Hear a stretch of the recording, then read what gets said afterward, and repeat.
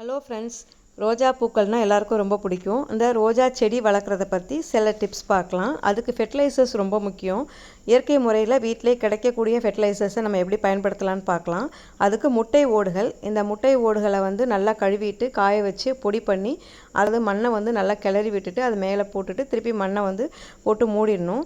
அதே மாதிரி சிப்பிகள் இருந்துச்சுன்னா சிப்பியையும் நல்லா தூளாக்கி அதையும் போடலாம். இதில் நிறைய கால்சியம், மெக்னீசியம், பாஸ்பரஸ் அதெல்லாம் இருக்குது. அடுத்தது பார்த்திங்கன்னா டீ தூள். இதை டீ போட்டதுக்கப்புறம் அதை வடிகட்டினதை எடுத்து நல்லா காய வச்சுட்டு அதை பயன்படுத்தலாம். இதில் நைட்ரஜன், பாஸ்பரஸ், பொட்டாசியம் இருக்குது. அதே மாதிரி புளிச்ச தயிர் இருந்தால் அதை நம்ம 4 நாள் புளிச்ச தயிரை எடுத்து அதில் 1க்கு 1 பங்கு தண்ணியை ஆட் பண்ணி அதை நம்ம மண்ணுக்கு கொடுக்கலாம். அப்படி கொடுக்குறப்ப அங்கே நிறைய நுண்ணுயிர் பெருக்கம் ஏற்படும். அதனால் செடியோட வளர்ச்சி ரொம்ப நல்லாயிருக்கும்.